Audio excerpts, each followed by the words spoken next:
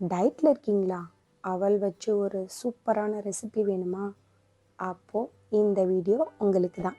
அதுக்கு முன்னாடி இந்த சேனலை சப்ஸ்கிரைப் பண்ணலைன்னா சப்ஸ்கிரைப் பண்ணிவிடுங்க. வாங்க வீடியோக்குள்ளே போகலாம். அவல் 2 கப் எடுத்துகிட்டு அதை ஒரு பவுலில் ஆட் பண்ணிக்கிறோம். ரெட் அவல் எடுத்துக்கோங்க. இதை ஒரு 2 டைம் வாஷ் பண்ணிவிட்டு நம்ம ஒரு 15 மினிட்ஸ் ஊற விட்டுக்கலாம்.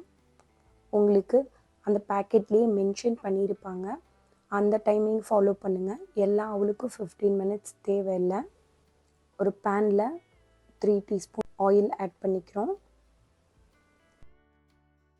ஆயில் ஹீட் ஆனதுக்கப்புறம் உளுந்து ஒரு 1/4 டீஸ்பூன், கடலைப்பருப்பு 1/4 டீஸ்பூன், வறுத்த நிலக்கடலை ஒரு 30 கிராம் எடுத்து ஆட் பண்ணிக்கிறோம். இதை லைட்டாக மிக்ஸ் பண்ணிவிட்டு கடுகு ஒரு டீஸ்பூன் ஆட் பண்ணிக்கோங்க. கடுகு பொரிஞ்சதுக்கு 5 வரமிளகா, ஒரு கொத்து கருவேப்பிலை ஆட் பண்ணிக்கோங்க. உங்களுக்கு காரம் அதிகமாக வேணும்னா வரமிளகா அதிகமாக கூட ஆட் பண்ணிக்கலாம். ஒரு பெரிய ஆனியனை நீள்வாக்கில் கட் பண்ணி அதை இதில் ஆட் பண்ணிக்கிறேன்.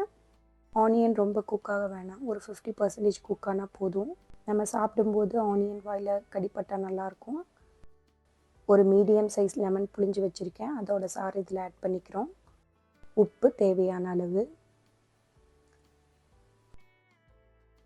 மஞ்சத்தூள் 1/4 டீஸ்பூன், பெருங்காயத்தூள் ஒரு 1/4 டீஸ்பூன் ஆட் பண்ணிக்கோங்க.